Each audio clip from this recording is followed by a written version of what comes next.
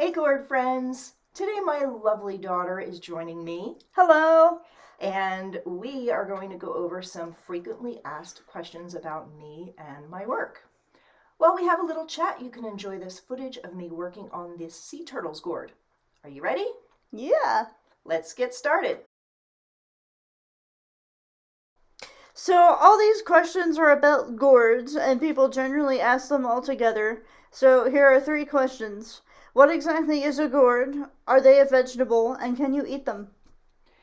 So, I will answer the second and third part first.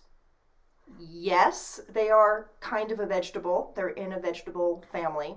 And yes, you can eat them, but no, you can't eat them. So that's kind of a weird way to answer that question. But normally, you're not going to eat a hard shell gourd. And there are many different types of gourds. So if you look at a pumpkin and you say, well, a pumpkin is a type of gourd, and that's true. But the kind of gourds that we use for crafting are what's considered Lagenaria ciceraria, which is the scientific name, and those are the ones that are going to harden so that you can make crafts out of them. And typically, you would not be eating that type of gourd.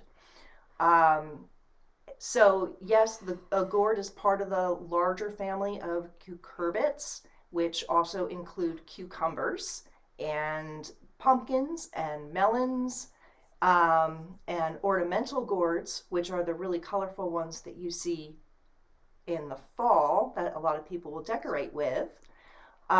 So the hard shell gourds, though, what makes them special is that you can set them aside and let them cure and dry, and they will be like a piece of wood.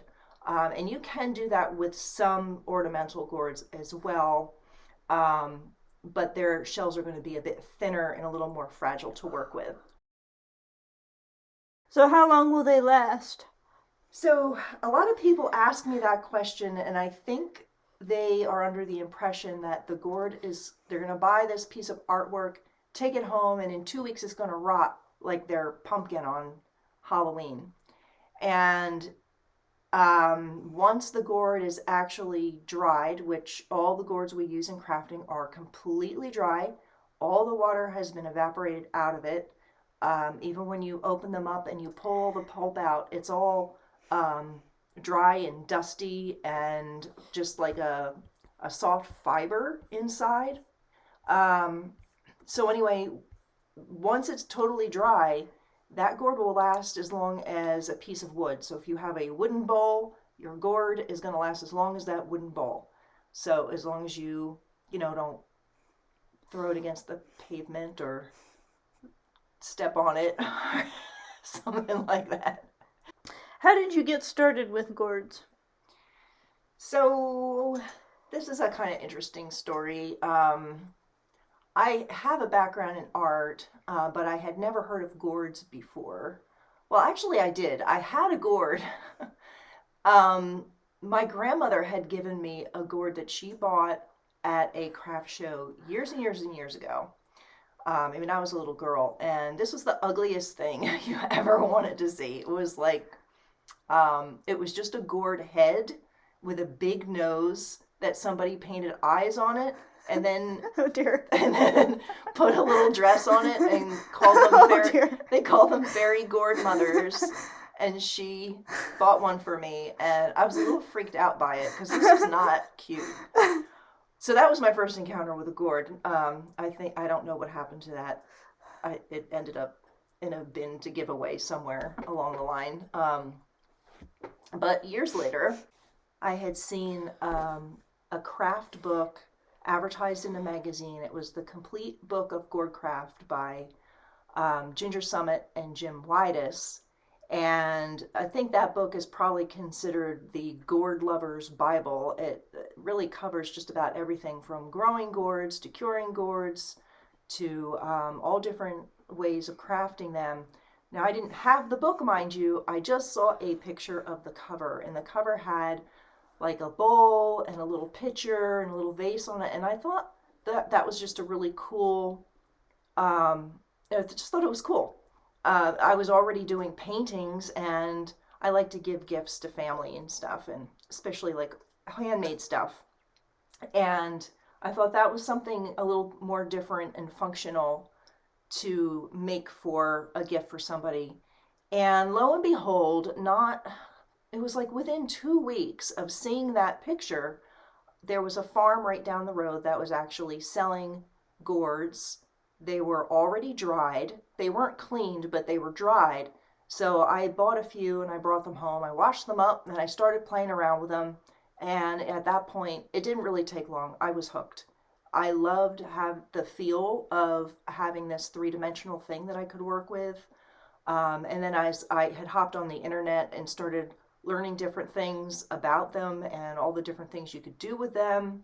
I was just fascinated that you could pretty much take any art and craft media or process and take it to the gourd, and it was just, it opened up this whole new world. And yeah, I wasn't expecting it to turn into a big thing in my life, but it did. So how long have you been working with gourds then? Well, I am guessing about between 24 and 25 years.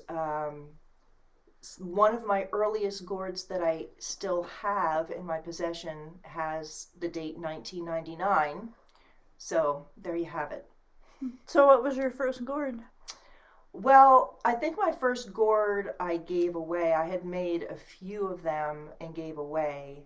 Um, and the one that I have is a bowl, and it just has a little bit of wood burning on the top, like a little leaf design, and some very crude. It was very crude wood burning, and very crude gold leafing. A lot of it's worn off. It really looks not too good, but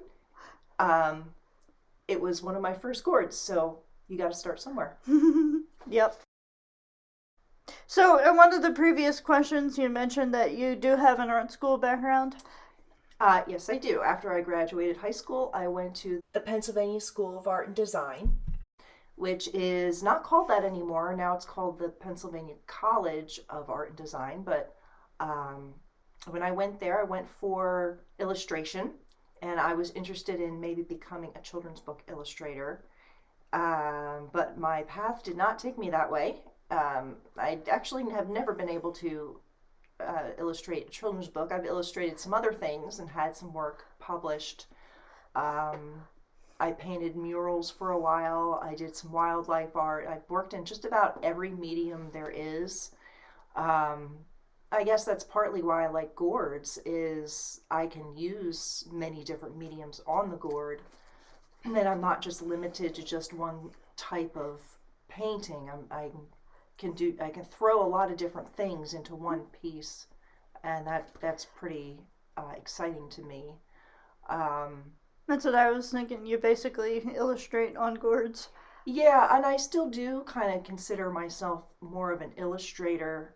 That if you look at my work, it does kind of have an illustrative appearance to it. A lot of them are about stories or lore.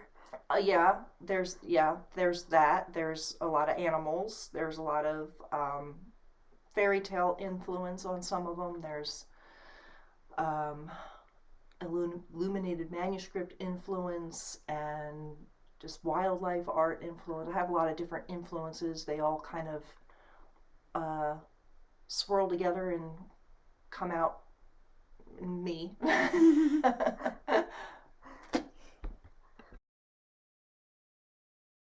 So do you grow your own gourds? I try. Every year I try. Some years I have good years, and some years I have terrible years. For instance, this year, terrible. All of my seedlings died. They didn't make it very far at all.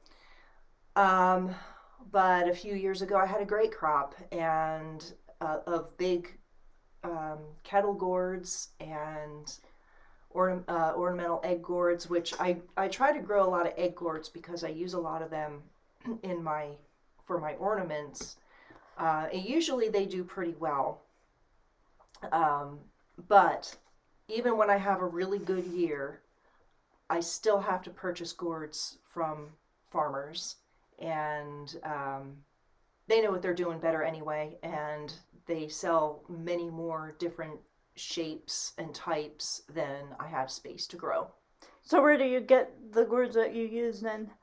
Mostly I get them locally. There are 3 gourd farmers that are in the area where I live, within an hour's drive, and I'll visit their farms and I'll purchase from them mostly. I also will stock up at the Pennsylvania Gourd Festival, and I'll visit the different vendors that they have there, because we have some that are coming in from out of state, and so I'll purchase from them as well. And then if I'm desperate, I will mail order, but I really would rather pick them out myself than order by mail. But you can go on the internet and find some gourd farms and order that way as well.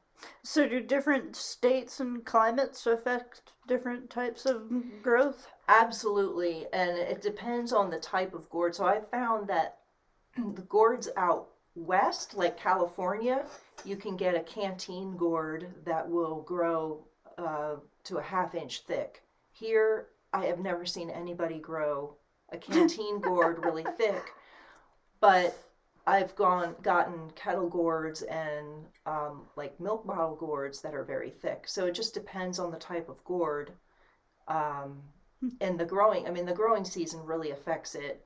Here in Pennsylvania, we do have to start gourds early so that then ensures enough time for them to mature.